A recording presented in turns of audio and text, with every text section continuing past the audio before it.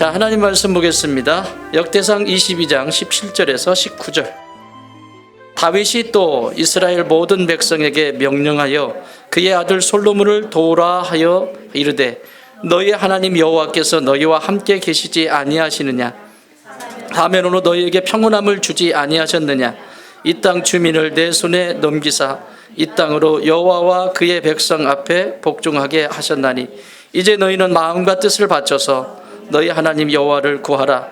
그리고 일어나서 여호와 하나님의 성전을 건축하고 여호와의 언약궤와 하나님 성전의 기물을 가져다가 여호와의 이름을 위하여 건축한 성전에 드리게 하라 하였더라. 아멘. 오늘은 성전 건축의 축복이라고 하는 제목으로 함께 말씀을 좀 나눠보려고 해요. 그렇다고 해서 성전 건축의 시리즈로 얘기할 필요도 없고 여러분은 말귀를 잘 알아들으시니까 이번 한 번으로 딱 끝냅시다. 아셨죠? 성전 건축이 왜 중요한지, 그리고 성전 건축을 하고 난 후에 하나님이 그 백성들에게 어떤 복을 주시는지, 이 부분을 좀 성경에 근거해서 살펴보시고 여러분의 것으로 소화하셔서 우리 교회뿐만 아니라 여러분이 인생을 살아가시면서 하나님의 교회가 세워질 때 어떤 자세로 임해야 하는지 준비하는 그런 시간이 되었으면 좋겠습니다. 오늘 본문에 소개하고 있는 다윗은 성전을 건축하고 싶었던 간절한 마음을 가지고 있었던 사람이었습니다. 이전의 시대는 법궤, 성막 시대죠. 법궤가 블레셋에게 빼앗겨가지고 여기 갔다 저기 갔다가 찬밥 신세가 되죠. 근데 간신히 다윗이 법궤를 다시 찾아서 안정적으로 세우고 예루살렘에 모셨지만 자신의 왕궁은 있는데 하나님의 모습을 그대로 표현한 법궤를 둘 곳이 없어요. 그가 하나님을 모실 곳이 없어요. 그래서 하나님께 기도하죠. 성전 짓고 싶어요. 이 법궤를 둘 수 있는 성전을 짓고 싶어요. 그랬더니 뭐라고 말씀하세요? 자, 역대상 22장 6절, 7절, 8절 같이 읽습니다. 시작. 다윗이 그의 아들 솔로몬을 불러 이스라엘 하나님 여호와를 위하여 성전 건축하기를 부탁하여 다윗이 솔로몬에게 이르되 내 아들아 나는 내 하나님 여호와의 이름을 위하여 성전을 건축할 마음이 있었으나 여호와의 말씀이 내게 임하여 이르시되 너는 피를 심히 많이 흘렸고 크게 전쟁하였느니라. 네가 내 앞에서 땅에 피를 많이 흘렸은즉 내 이름을 위하여 성전을 건축하지 못하리라. 아멘. 다윗이 성전을 건축하고 싶은 마음이 얼마나 간절했는지 몰라요. 그런데 하나님은 다윗에게 허락하지 않았어요. 허락하지 않은 이유가 뭐예요? 피를 너무 많이 흘렸다. 생명을 너무 많이 죽였다. 물론 그것이 이스라엘이라고 하는 이 왕국을 세워가는데 절대적인 어떤 부분이었지만 그럼에도 불구하고 피를 흘리는 것은 하나님이 좋아하시지 않아요. 그래서 거룩한 성전을 지으는데 다윗에게 허락하지 않았다라고 하는 그 근거를 지금 다윗이 설명하고 있는 거예요. 큰 전쟁을 너무 많이 치렀고 피를 많이 흘렸다. 그래서 너한테는 이 성전을 지을 수 있는 자격을 주지 않겠다. 네 아들 솔로몬에게 대신 주겠다. 그렇게 말씀하셨어요. 여러분, 이걸 오늘날 우리에게 적용을 해보면 성전을 건축하는 것은 아무에게나 허락하시는 것이 아닙니다. 여러분이 교회를 수없이 많이 다니셔도 성전을 건축하는 교회에 간다라고 하는 것은, 또 교회를 건축하는 곳에 동참한다라고 하는 것은 하나님이 선택이고 축복입니다.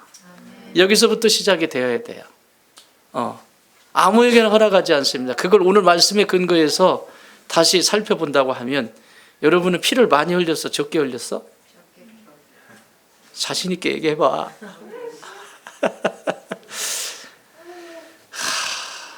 어쨌든 하나님이 우리에게, 나에게 허락하신 거예요.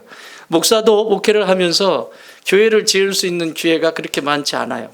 교회를 지으려고 하지만 지어지지 못하는 경우도 있고, 다 지어진 교회에 가서 사역을 할 때도 있고, 다양한 모습으로 있지만 목회하면서 목사가 교회를, 성전을 건축한다라고 하는 것은 복 중의 복입니다. 그래서 그 과정을 통해서 서로가 다듬어지고 또 그 속에서 성장하는 모습을 우리가 보게 됩니다. 자, 오늘 이 본문에 다윗은 그렇게 간절한 마음이 있었지만 하나님은 그에게 허락하시지 않으셨다. 여러분, 이 성전의 역사가 예수님 당시까지 오거든요. 예수님도 그 타락한 성전, 예수님 당시에 헤롯 성전인데 성전이 세 개죠. 솔로몬 성전, 오늘 여기 짓는 솔로몬 성전. 두 번째는 포로로 붙잡혀가 바벨론에 의해서 성전이 다 무너지죠. 완전히 무너져 회파돼 버려요. 그리고 다시 귀환해서 세운 성전이 스룹바벨이 지은 스룹바벨 성전. 이건 아주 보잘것없는 볼품없는 성전이었어요.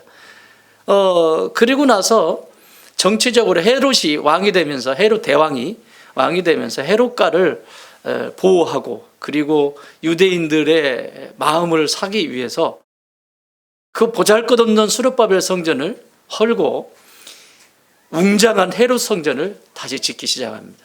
얼마 걸렸어요? 성경에 보니까 근 40년 가까이 걸리죠? 그죠? 그러니까 성전을 빨리 지려면 질 수 있잖아요. 왜 그랬겠어요? 다 정치예요. 이만큼 져주고 우리가 짓고 있지 않냐. 니들을 위해서. 예배드릴 공간만 딱 해놓고 나머지 조금씩 하는 거예요. 어쨌든 그랬는지 돈이 떨어졌는지 모르겠지만 긴 시간 동안에 헤롯 성전을 짓습니다.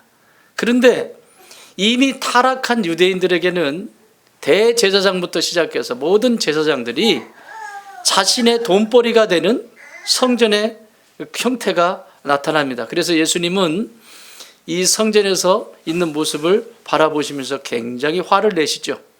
그래서 비둘기 파는 자의 상을 엎으시고 이러면서 성전을 정결케 하시는 이런 장면들이 성경에 기록되어 있습니다. 그럼에도 불구하고 예수님은 그 타락한 성전, 제사장과 대제사장, 모든 사람들이 종교인들이 타락한 그 성전에 아버지의 집이라고 말씀하시면서 성전을 찾으세요.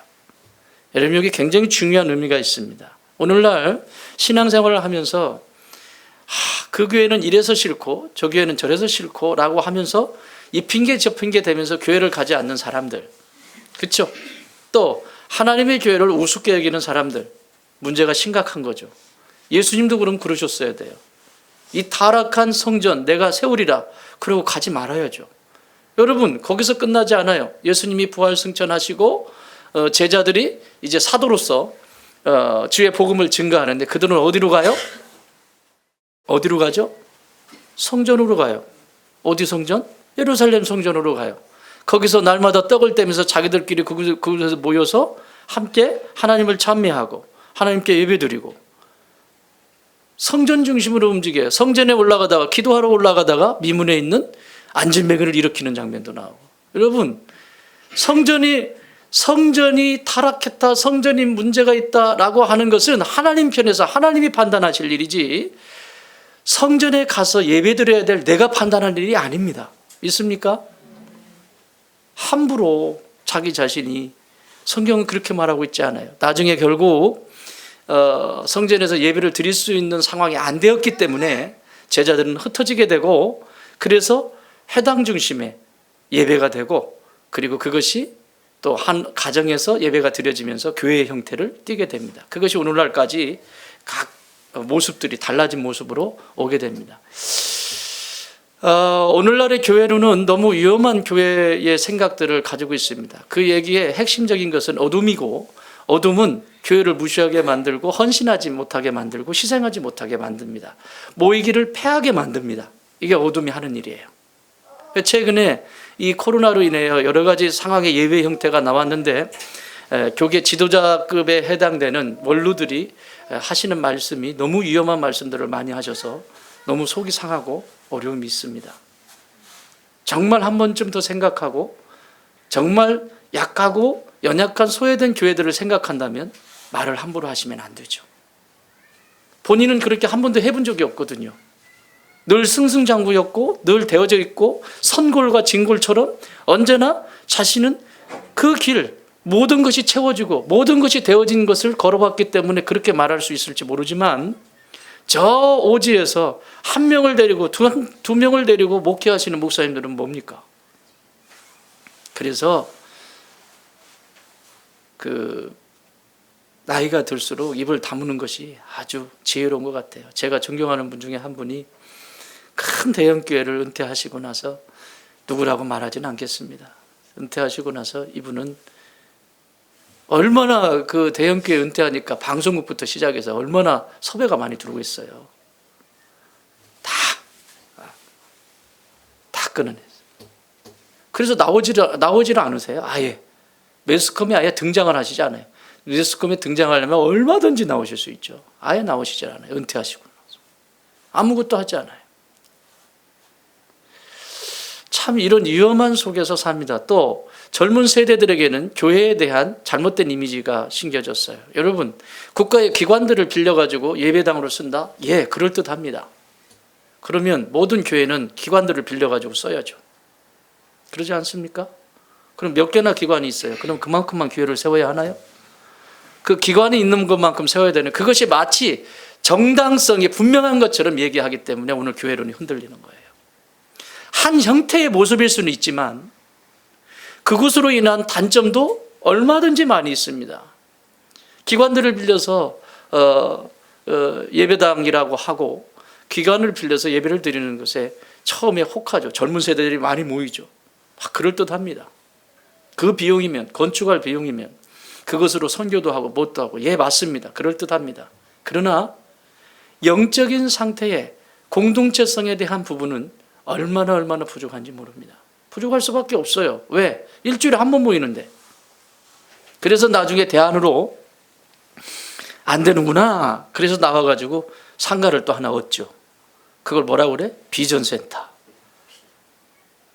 결국은 밖에서 주중에 모여야 되고 주중에 훈련도 해야 되고 교육도 해야 되는데, 주말이야 그렇게 쓴다고 해도 주중에 끊임없이 성도들은 성전을 밟으면서 교회의 터를 밟으면서 그곳에 교제가 있고 그곳에 훈련도 하고 헌신도 하게 되고, 예, 그렇게 살아가게 돼 있는 것이 교회 공동체입니다. 그래서 어떤 형태든지, 뭐 이런 형태든지 저런 형태든지 장소를 구할 수 있겠지만 중요한 건 공간이 있어야 된다. 절대적으로 공간이 필요하다. 예, 공간이 없이 신앙의 성장은 없다. 여러분, 몸이 있어요. 몸이 있으면 몸에 뭐가 담겨져 있죠? 영혼이 담겨져 있죠. 영혼을 담는 그릇이에요. 몸은 만약에 영혼은 있는데 몸이 없어, 그걸 뭐라 그러지? 이러고 다니는 거야. 교회는, 성전은 이스라엘 백성들에게 성전은 중심이었고 모든 삶의 중심이었고 지금 또한 마찬가지입니다.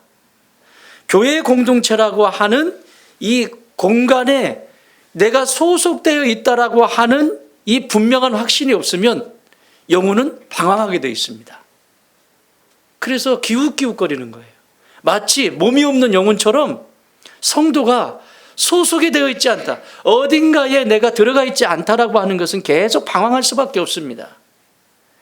그럴듯한 궤변들을 다 늘어놓습니다. 아니요, 수없이 많은 궤변을 늘어놓아도 함께 할 수 있는 공간이 없는 교회는 교회가 아니다. 있을 수 없다. 그래서 다양한 모습이 있지만 교회는 공간이 있어야 되고 그곳에서 다음 세대를 또 길러나가고 그 터 위에서 생명을 서로 나누게 되어 있습니다. 여러분이 살아있는 이유, 왜 지금도 이렇게 멀쩡하게 살아있다고 그랬어요? 첫 번째, 여러분 좋아하는 거, 아직 할 일이 남아서, 사역이 남아서. 두 번째, 회개할 기회를 하나님이 주시는 거죠. 아직도 용서하고 화해할 기회를 지금 주고 계시는 거예요. 지금 내가 살아있는 건 제일 중요한 거. 마지막, 세 번째, 사랑을 완성해 가라고 지금 주신 거예요. 이 시간은. 그게 가족이고 그게 가정이고 그게 교회예요. 하나님은 이 세상에서 하나님의 사랑이 하나님의 어떤 분인지, 그 사랑이 뭔지를 가족이라고 하는, 가정이라고 하는 것 속에서 사랑을 배워가게 하시고 교회 공동체를 통해서 배워가게 하세요. 그 사랑을 완성해 갈 수 있도록 교회 공동체를 허락하시는 거예요. 그런데 공간도 없고 아무것도 없어. 너 따로 나 따로. 그래, 싫어. 그러면 뭐 싫어. 아무 소속감도 아무것도 없어. 뭐 어디서 뭘 어떻게 하겠다는 거예요. 말이 안 되죠. 사랑이 완성되어질 때 하나님은 그 완성되어져 가는 그 모습을 바라보시면서 하나님은 기뻐하시는 거예요.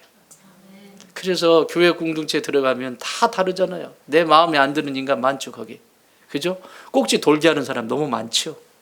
그럼에도 불구하고 그 속에서 조화를 이루고 또 용서하고 화해하고 서로 그곳에서 함께 사랑의 법을 배워가는 그 공동체가 교회입니다. 자, 이게 교회에 굉장히 중요한 오늘 이 시대, 우리가 살아가고 있는 이 시대에 교회가 없다라고 하는 것은 없는 성도는 마치 몸이 없는 영혼과 같은 거예요. 꼭 기억하세요. 한 번 더 따라 합시다. 교회가 없는 것은 몸이 없는 영혼과 같다. 그래서 방황하게 돼요. 그래서 교회가 중요한 거예요.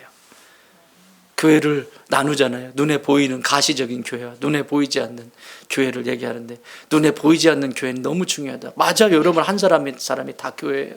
근데 이 교회가 모여있는 공간이 필요하다고 그 보이는 교회, 유형의 교회가 얼마나 중요한지를 말씀하고 있는 거예요. 어디 초대교회 그런 교회들이 없어요. 어느 곳에 가든지 자기 집을 내놓았고 그 집에서 교회가 되었고 또 우리나라 초대교회는 어때요? 복음이 들어왔어요. 그랬더니 예배 드릴 데가 없잖아. 길거리에서 예배 드리는 것도 한두 번이지. 비 오는 날 어떡할 거예요? 우리도 별 생각 다 했잖아요. 여기 짓지 마 저 하지 말고 그냥 마당에서 그냥 놓고 그냥 예수님처럼 설교하고 그래서 듣고 그러면 되지. 아주 이상적인 생각을 하죠. 그러나 겨울이면 어떻게 할 거고 비 오면 어떻게 할 거고 그럼 비 오는 날에 예배 안 드려요? 말도 안 되는 얘기들을 해요. 말도 안 되는 얘기. 그래서 예배가 이 초대교회, 우리나라 초대교회도 예배가 드릴 때 자기 집을 내놓았어. 그래서 그 집에서 예배가 드려. 그러면 사람이 늘어나. 공간이 좁잖아요. 그러면 그 주인께서 자기 터를 하나님 앞에 드려. 또 한참 기도할 때는 저 산에 어디 산이 있는데 그 산을 막 기증해가지고 기도원들이 들어오고, 그렇죠? 기도의 운동이 벌어지고. 이게 다 누구의 한 개인이 한 것이 아니라 한 사람 한 사람이 헌신하신 결과들이라고요. 그래서 그곳에 그 집 터 위에 교회가 세워지고, 이건 초대교회의 에베소 교회나 골로새 교회나 그죠? 빌립보 교회나 전부 다 이렇게 세워진 거거든요. 오늘날은 없어지는 거예요. 그러면 그런 것들이 없어지는 거야? 인터넷으로 그냥 하면 다 없어지는 건가? 그럼 그렇게 한번 해봐. 어떻게 되나? 난리 나는 거죠. 그래서 교회는 공간이 반드시 있어야 된다. 그 공간 속에 담겨져 있는 그 아름다운 성도들 그대로 주님 오시는 그날의 거룩한 신부로 드려지게 되어 있는 거예요. 자, 다윗은 성전을 짓고 싶은데도 그렇게 짓고 싶은데 못 지었어요. 그런데 자신은 짓지 못하지만 아들 솔로몬에게 성전은 이런 것이어야 된다라고 두 가지를 설명을 해주세요. 크게 두 가지로 설명해 주세요. 여기 역대상 22장 12절 13절 읽어보세요. 시작. 여호와께서 내게 지혜와 총명을 주사 내게 이스라엘을 다스리게 하시고 내 하나님 여호와의 율법을 지키게 하시기를 더욱 원하노라.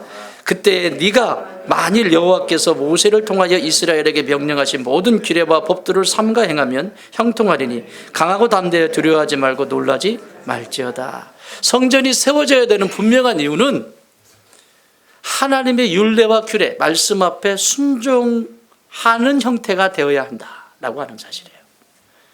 왜 성전이 세워져야 하냐? 여호와의 말씀이 임하면 그 말씀을 따라 순종할 수 있는 사람들, 순종할 수 있는 공동체에 대한 말씀을 가르쳐 주세요. 근데 여러분 결론부터 얘기하면 솔로몬이 이걸 지켜야 안 지켜요?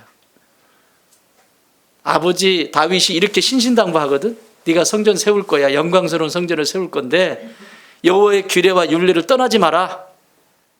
그리고 성전 안에 이 여호와의 말씀이 선포되어지고, 그렇죠? 제사장들의 입에 늘 두게 하시고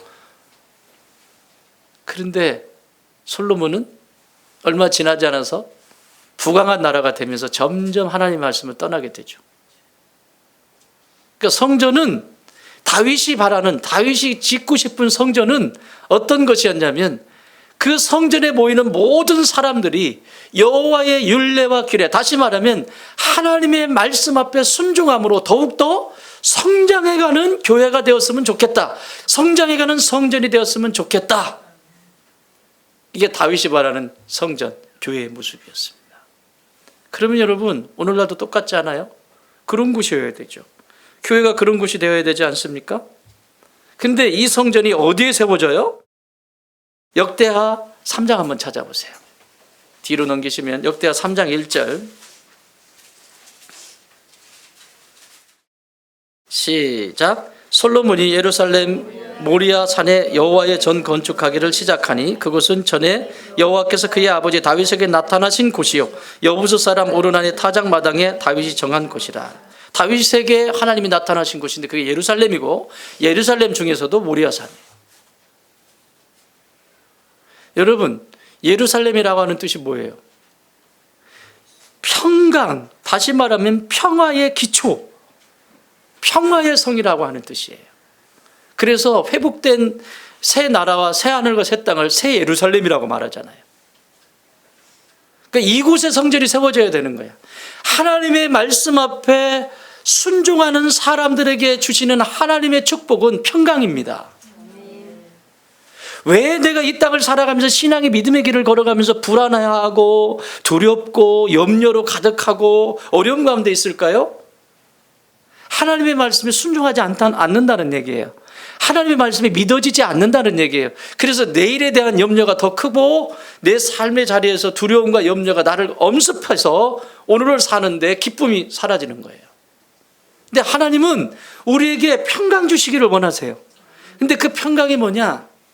하나님의 말씀을 말씀대로 믿고 순종하는 자들에게 주시는 하나님의 선물이에요. 예루살렘에 솔로몬의 성전이 지금 세워져요. 놀랍지 않습니까? 순종이에요. 여러분, 이보다 더 앞서서 다윗의 시대보다 더 앞서서 약 1000년 전에 다윗 때보다 1000년 전에 아브라함 시대에 이미 이 사건은 있었죠. 창세기 22장에 보면 아브라함이 아들 이삭을 번제로 드리죠. 100세 얻은 아들, 그 아들 하나밖에 없는 아들, 그것도 나이 들어가지고 낳을 수도 없는데 낳게 만들어 놓고 번제로 드리라고 해요. 그게 어디예요? 22장 2절 이렇게 기록하고 있습니다. 여호와께서 이르시되 내 아들 내 사랑하는 독자 이삭을 데리고 모리아 땅으로 가서 내가 네게 일러준 산 거기서 그를 번제로 드리라.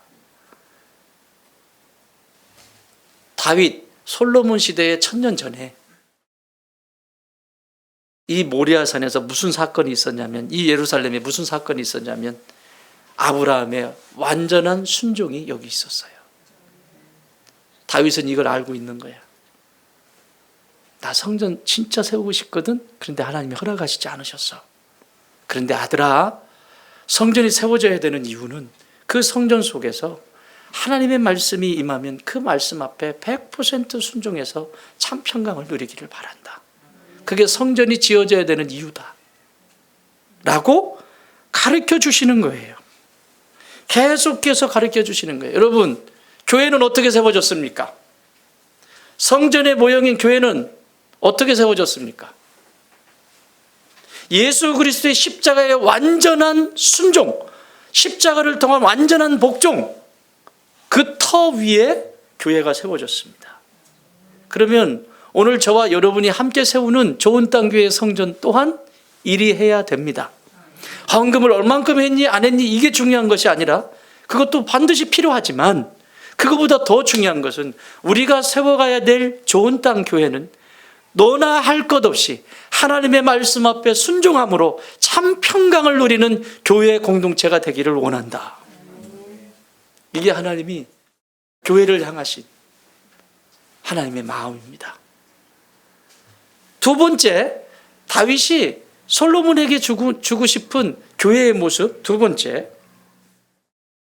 역대상 22장 14절 15절 16절까지 한 목소리를 같이 읽습니다. 시작. 내가 환난 중에 여호와의 성전을 위하여 금 10만 달란트와 은 100달란트와 놋과 철을 그 무게를 달 수 없을 만큼 심히 많이 준비하였고 또 제목과 돌을 준비하였으나 너는 더할 것이며 또 장인이 내게 많이 있나니 곧 석수와 목수와 온갖 일에 익숙한 모든 사람이니라. 금과 은과 놋과 철이 무수하니 너는 일어나 일하라. 여호와께서 너와 함께 계실지로다 하니라. 아멘. 건축, 재료와 건축할 사람들에 대해서 이야기를 해줘요. 건축이라고 하는 사전적인 의미, 국어사전의 사전적인 의미는 이렇게 기록하고 있습니다. 집이나 성, 다리 따위의 구조물을 그 목적에 따라 설계하여 흙이나 나무, 돌, 벽돌, 새 따위를 써서 세우거나 쌓아 만드는 일. 무슨 얘기예요? 오늘 본문에 소개하고 있는 거 그대로 설명하고 있어요. 건축은. 성전이 왜 성전이죠? 여기 앞에 있는 건물하고 우리가 짓는 건물하고 뭐가 달라요? 어차피 저렇게 뭐 벽돌로 막 그냥 웅장하게 짓는 거 아닌데 저 건물하고 저 건물 비슷할 텐데 저 건물이나 우리가 짓는 건물하고 뭐가 달라요? 왜 성전이에요? 누가 계시기 때문에? 하나님이 거기 계시기 때문에. 또 성도인 하나님을 아버지라 부르는 모든 성도들이 모인 곳이기 때문에 그곳이 성전이 되는 거예요. 똑같은 볼펜이에요. 이거 동사무소에 가 있으면 그냥 볼펜이에요. 그런데 이 볼펜이 하나님의 전에서 하나님의 일을 위해서 쓰임받고 있다면 이것은 성물이 되는 거예요. 완전히 다른 개념이에요. 내 은사가 있어요. 내 은사가 있는데 그냥 돈 벌어먹는 데만 쓰고 돈 벌어먹는 데만 내가 쓴다면 그걸로 끝나는 거지만 내게 주신 은사를 가지고 하나님의 영광을 위하여 하나님의 교회 가운데 그 은사를 사용한다면 그것은 재능, 성물의 역할을 하고 있는 거죠. 성전이 성전인 곳은 하나님이 계시기 때문이고 하나님의 사람들이 그곳에 있기 때문에 성전이라고 해요. 근데 그 성전 건축이잖아요. 건축은 어느 한 사람이 해서 되는 것도 아니라고 지금 설명하시고 또 한 재료만 가지고 하는 것도 아니고 여러 재료들이 함께 모여서 성전을 세우게 돼 있다라고 솔로몬에게 가르쳐 주십니다. 무슨 말씀일까요? 따라합시다. 아름다운 연합을 보여라. 솔로몬에게 아버지 다윗이 이 성전을 지으면서 가르쳐주고 싶은 것은 이 성전은 연합하는 곳이어야 한다. 성전 기물이 그 가운데 모든 재료들이 다 다른 재료들이 있고 그리고 쓰임받는 사람들도 다 다른 사람들이 자기 재능을 따라서 성전을 짓듯이 성전은 하나됨, 연합함을 위해서 존재해야 한다. 그래서 바울 사도는 이 에베소 교회를 향해서 이 성전이 세워지는 것을 이렇게 설명합니다. 에베소 2장 21절 22절 그 안에서 건물마다 서로 연결하여 주 안에서 성전되어 가고 연결되어져서 너희도 성령 안에서 하나님이 거하실 처소가 되기 위하여 그리스도 예수 안에서 함께 지어져 가느니라. 함께 지어져 가는 거예요. 눈에 보이지 않는 내적인 성전도 세워져 가고 이들이 함께하는 공동체도 함께 성장해 가는 모습을 보게 됩니다. 그래서 초대교회도 그 타락한 성전에 다 회파되어 버린 그 성전에 참 어느 시대나 이게 종교가 타락할 때 기독교든 모든 종교 이 세상의 고등종교라고 하는 종교학에서 경전을 가진 종교를 고등종교라고 하는데 이 고등종교들이 타락할 때 나타나는 현상은 돈벌이가 된다는 거예요. 성직이. 돈이 결부가 되면 종교는 타락합니다. 여러분 저도 제가 제일 막을 때가 돈과 상관이 없을 때 제가 돈 걱정을 하죠. 전혀 막지 않습니다. 그래서 여러분 목사에게 돈 걱정하게 만들면 안이 되어요. 돈 벌어오라는 거야 뭐야. 그지? 이게 돈과 연결되면 기독교 역사 속에 그냥 다른 종교는 빼놓고 기독교 역사 속에서 이 돈과 걸리면 종교는 타락해. 초대교회도 그랬고요. 초대교회도 그 당시에 예수님 당시에 얼마나 종교가 타락했습니까? 돈 주고받고 이거 가지고 뒤에서 먹고 그러니까 제사장직을 막 사고 팔고 막 이런 거 하는 거예요. 중세 딱 뒤로 이제 교회가 세워졌어요. 초대교회가 세워졌어요. 그때 막 성령께서 임하시고 막 전 세계에 복음이 증거되고 그랬는데 서서히 이게 이제 굳어지기 시작하는 거지. 굳어지기 시작하면서 종교 지도자들이 타락하기 시작합니다. 여러분 우리 이 장로교의 창시자인 존 칼빈의 아버지는 굉장한 사람이었습니다. 요즘으로 말하면 치맛바람이 굉장히 센 사람이었어요. 응? 그래서 아들을 출세시키려고 성직, 야 이게 성직이 돈이 되네. 그래가지고 이거 좀 시켜보려고 막 이렇게 했다고. 근데 나중에 보니까 문제가 생겨. 종교개혁이 일어나고 이제 살살 이런 분위기가 일어나잖아요. 주변에 루터가 종교개혁을 일으킬 때 칼빈은 8살이었어요. 8살. 그러니까 이미 종교개혁이 시작이 됐어. 프로테스탄트의 종교개혁이 시작이 됐다고. 그러니까 처음에는 얘가 어렸을 때는 성직을 시키려고 교회에서 살게 한 거지. 그 사제 옆에서 막 이렇게 그 라틴어도 배우게 하고. 그러다가 보니까 이 프로테스탄트의 영향이 생기니까 이거 돈벌이 안 되겠는데. 그래서 칼빈을 공부를 다른 걸 시켜요. 법률을 시켜요. 법학을 시켜. 법학을. 그러니까 칼빈이 이것저것 공부를 엄청 하죠. 근데 나중에 회심하고 나서 이 공부한 것으로 다 쓰는 거죠. 기독교 강요를 쓰는 거예요. 기독교 강요를. 그러니까 아무리 악한 사람들이 그게 선한 의도가 아니고 그렇게 해놔도 하나님이 쓰시면 이렇게 쓰시는 거예요. 그러니까 종교가 타락할 때 사람들은 이 중세 때 서로 교황이 되려고 교황 자리에 앉으면 뭐 전부를 다 쓸어먹을 수 있으니까 그렇게 타락한 시대라고. 여러분 이러한 것들은 하나님이 어쩌면 지금 우리가 사는 이 시대에 이 어느 시대도 경험하지 못한 이 시대잖아. 지금 이거 코로나라고 하는 흑사병이 왔을 때에도 유럽 전역에서 그때는 비행기가 없었으니까 그렇긴 했겠지만 유럽 전역에 흑사병이 돌고 그랬는데 이건 무슨 전 세계를 휩쓸고 다니는 이런 무슨 말씀을 하실 걸까요? 이건 가장 첫 번째는 교회 하시는 말씀이죠. 하나님은 언제나 하나님의 사람들을 먼저 찾으세요. 너 그때 뭐 하고 있었니? 너 지금까지 뭐 했니? 하나님의 사람들이 세상을 질타하고 세상을 손가락질하지만 하나님은 하나님의 사람에게 질문하는 거예요. 이 지경이 될 때까지 너는 뭐 했니? 이 지경이 될 때까지 교회는 뭐 했니? 라고 물으시는 거예요. 그러면 거기에 대해서 반응해야지. 그렇잖아요. 뿔뿔이 흩어지기 시작하고 연합과는 전혀 상관이 없는 또 이렇게 공적 예배와 성도들이 모여서 교제하고 그곳에서 훈련하는 것이 당연할진데 오히려 이것을 옳지 않은 것처럼 그것만이 대안이 아닌 것처럼 막 매스컴이 조장을 하고 점점 이런 분위기를 만들어가는 거예요. 아니 됩니다. 끝까지 교회를 지키십시오. 교회를 지키십시오. 왜? 연합하셔야 돼요.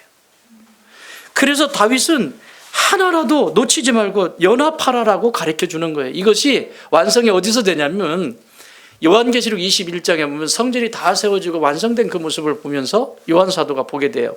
21장 18절 이하에 이렇게 기록되어 있습니다. 그 성곽은 벽옥으로 쌓였고 그 성은 정금인데 맑은 유리 같더라. 그 성의 성곽의 기초석은 각색 보석으로 꾸몄는데 첫째, 여기서부터 시작돼요. 첫째 기초석은 벽옥이요, 둘째는 남부석이요, 셋째는 옥수요, 넷째는 녹부석이요. 너무 기니까 21장 20절 후반절에 가면 12째는 자수정이라. 여기 보석이 같은 보석이 있나 한번 찾아보세요. 12개의 보석이 다 달라. 색깔이 다 다르고 특징이 다 달라. 사이즈도 달라. 대제사장의 가슴에 몇 개의 보석이 박혀 있죠? 12개. 12지파의 이름들이 다 기록되어 있어요. 그 얘기는 온 세상을 끌어안는 12지파를 제사장은 끌어안고 가듯이 제사장 나라, 왕 같은 제사장인 저와 여러분은 전 존재를 끌어안고 가는 존재들이에요. 어떤 것은 마음에 들고 어떤 것은 싫고 어떤 것은 좋고 어떤 것은 싫고 하는 건 성도가 아니야. 잠시 그 생각이 들어올 수 있어요. 불편함이. 그렇지만 그 불편함이 들어왔을 때 그것이 내가 더 성장할 수 있고 하나님이 나에게 가르치시려고 하는 메시지가 거기 분명히 있는 거예요. 그걸 알고 그것이 기도의 제목이 되고, 지금 가을이면 추어탕 드시러 가셔서 마음 푸시고 안 되면 소고기 쏘시고, 그래서 어떤 방법으로든 각자의 색깔에 맞게 연합하는 방법을 찾으셔야 돼요. 흩어놓는 방법을 찾는 것이 아니라, 쉽게 끝나버리고 떠나버리는 방법을 찾는 것이 아니라, 어떻게 해서든지 그 불편함 속에서 연합하는 방법을 찾는 것이 교회의 모습이어야 된다라고 오늘 다윗은 솔로몬에게 가르쳐주고 있고, 또 교회 역사 속에서 모든 인류가, 모든 세상이 끝날 때에도 하나님은 우리에게 이 모든 것이 조화롭게 하나로 되어진 것이 교회이어야 한다라고 가르쳐주고 계십니다. 교회는 하나됨을 위해서 존재합니다. 어디 안에서? 성령 안에서. 여기 21장 22절에 보면 이렇게 말씀해요. 성 안에서 내가 성전을 보지 못하였으니 이는 주 하나님 곧 전능하신 이와 및 어린 양이 그 성전이심이라. 할렐루야. 그러니까 보석이 반짝반짝 빛나는데, 12보석이 반짝반짝 빛나는데 그 빛보다 더 강렬한 빛이 있는 거죠. 하나님이시라고, 어린 양이시라고. 성부, 성자, 성령 하나님이 빛이 되셔서 이 모든 것에 성전이 되어주셨다는 얘기죠. 그러면 그 안에 있는 보석들은 더 아름답게 빛이 나겠죠. 사랑하는 여러분, 교회가 세워져야 되는 가장 기본적인 이유예요.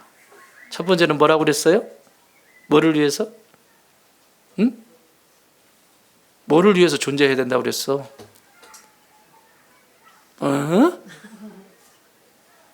다윗이 솔로몬에게 뭘 가르쳐 주세요? 여호와의 말씀 앞에 순종함으로 평강을 누려라. 그 평강을 누리는 것이 교회여야 한다. 순종함으로. 말씀에서 자꾸 벗어나면, 불순종하면 두려워지게 돼 있어요. 자꾸 막 꼬이고 막 엉키고 맨날 쌈박질이나 하고 마음이 고요하지 않고. 근데 말씀 앞에 있어 보세요. 말씀이 내 안에서 살아서 움직여 보세요. 어떤가? 고요하잖아요. 평안하잖아요. 그게 교회여야 된다. 두 번째는 연합. 하나 되어야 한다. 교회가 공동체로서 있어야 되는 것은 하나님 말씀 앞에 하나 되어져서 그 하나됨을 통하여 주님의 나라와 하나님의 영광을 위해서 쓰임받아야 한다. 그렇기 때문에 교회가 세워져야 되는 이유를 말씀하는 거예요. 그것 때문에 성전이 세워져야 되는 것을 말하는 거예요. 그러면 성전을 짓고 교회를 짓고 나면 하나님이 어떤 축복을 주실까? 성도들에게 5가지. 시간이 없기 때문에 본문은 불러드릴 거예요. 집에 가서 찾아보세요. 알았죠? 네. 그래도 한 번에 끝내야 되잖아. 오늘 해야지 내가 다음 주에 또 하고 그러면 안 되잖아. 성전이 이렇게 중요하다고. 성전 세우는 것이. 첫 번째, 복을 주시는 첫 번째, 나의 이름을 존귀하게 하세요. 그러니까 내가 어느 곳에 있든지 하나님은 내 이름을 존귀케 하세요. 성전을 사모하고, 성전을 건축을 사모하고, 성전을 짓는 것에 내 마음을 쏟을 때 하나님은 내 이름을 존귀케 하세요. 역대상 22장 10절, 마태복음 1장 1절. 집에 가서 찾아보세요. 두 번째는 안정과 평안을 주세요. 깊은 평강을 주신다. 여러분, 하나님의 교회를 사랑하는데 지금 위에서도 설명드렸잖아요. 내 안에 평강이 그 안에 가득하게 돼. 여러분, 수천억을 가지고 있으면 뭐합니까? 응? 하나님이 참 평강을 주신다는 거예요. 역대상 22장 9절, 역대하 7장 13절에서 14절.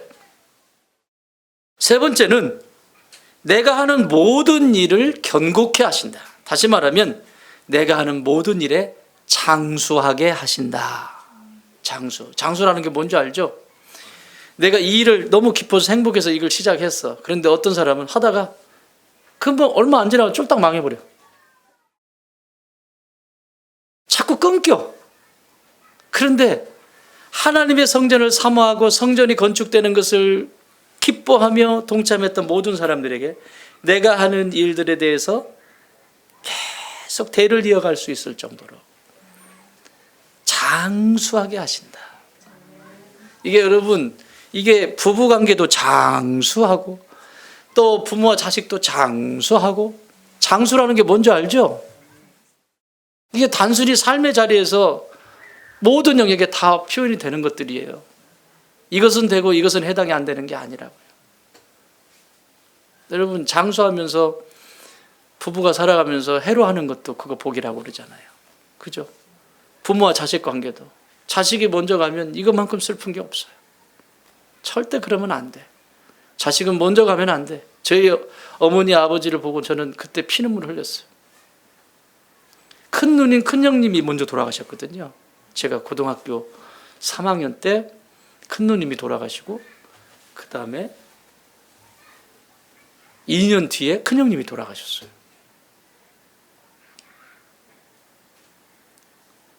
피눈물을 흘리시더라고.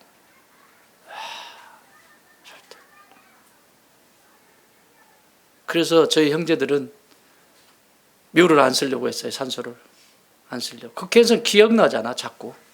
그래서 납골당에 이렇게 해서 그렇게 합시다 그랬는데, 아버지가, 우리 아버지의 고집이 장난이 아닙니다. 제 고집은 아무것도 아니에요. 안 된다. 그래가지고 당신이 묻힐 그 밑으로, 선산에 밑으로 아들 묘를 써줘요. 누나야 뭐 시집 갔으니까 그 집에서 한 거고. 지금도 가면 밑에 큰형 선수가 그대로 있어요. 그리고 위에 아버지. 그런데 이 양반이 아침마다 가시면, 새벽에 아침마다, 우리 아버지는 제가 3시 반에 일어났고요. 우리 아버지가 4시에 일어나셨어요. 내가 제일 먼저 일어나. 내가 왜 제일 먼저 일어날까요? 제일 먼저 자니까. 밥 먹다가도 졸아 나는. 저저녁 해 떨어지면 자야 돼. 이게 그래가지고 밥이 늦어지면 우리 어머니가 걱정을 해요. 밥이 늦어지면 저 막내 밥 못 먹고 잔다고. 왜 일하다 보면 밥이 늦어질 때 있잖아요. 밖에 들일 하시다 보면 자는 거예요. 그럼 3시 반에 일어나. 제일 먼저 일어나 우리 집에서. 아버지가 4시에 일어나세요. 일어나셔서 매일 습관이야. 매일 한 번도 거르는 날이 없어. 진짜 비가 오거나 막 정말 이러지 않는 한은, 옛날에는 두엄 위에 다 퇴비였잖아요. 풀 같은 거, 지푸라기 같은 거 모아놓으면 이거 삭혀가지고 그거 밭에다 냈잖아요. 요즘처럼 화학비료 안 썼잖아요. 그거 지게에다가 한 두엄 이렇게 메고, 그걸 메고 그 밭으로 가는 거예요. 가시는 거예요. 매일. 뭐 하시겠어요? 그때도 아들이 거기 묻혀 있는데. 절대 안 돼. 여러분, 장수의 복을 받으시기 바랍니다. 자녀들이 먼저 가면 안 돼요. 그리고 부부 관계도 마찬가지. 부부가 해로하면서 서로 기뻐하고 그러면서, 응?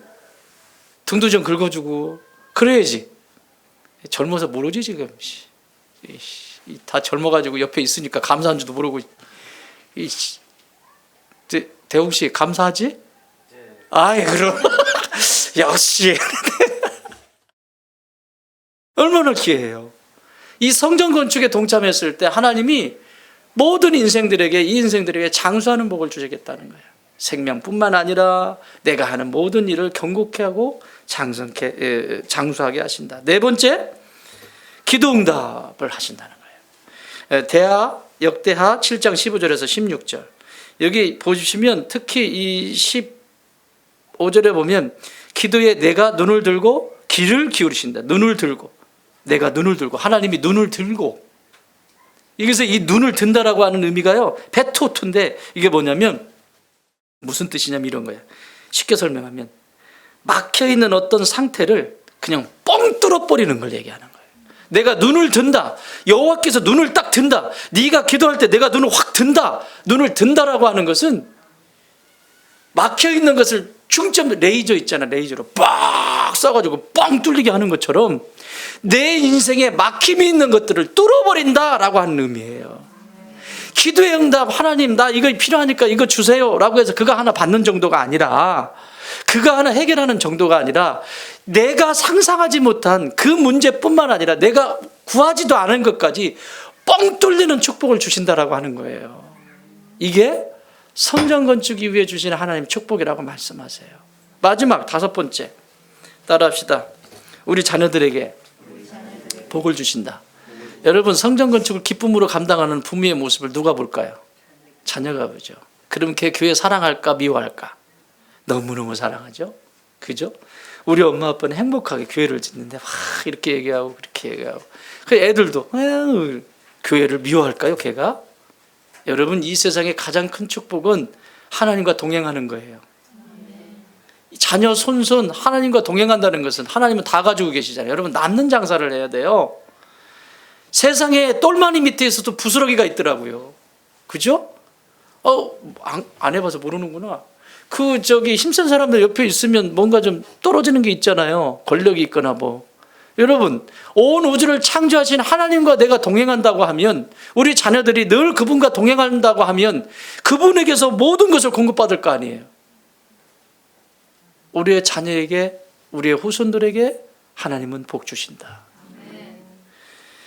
역대하 8장 1절에서 6절까지 말씀, 마태복음 12장 6절 말씀, 집에 가서 한번 찾아보세요. 사랑하는 여러분, 하나님은 우리에게 교회, 성전을 짓게 하셨어요. 성전을 짓는 그 분명한 이유가 뭐다? 하나님의 말씀 앞에 순종함으로 참 평강을 누리기를 원하신다. 교회를 지어줘야 되는 이유가. 두 번째는 뭐라고요? 교회가 지어지고 그 교회가 있어야 되는 이유는 모든 성도들이 그곳에 모여서 연합해야 한다. 그 하나 됨. 그럴 때 하나님의 복이 임한다. 잊지 마시고 여러분의 삶에 이 하나님의 축복까지 누리시는 복된 주의 백성들 되시길 주의 이름으로 축원합니다.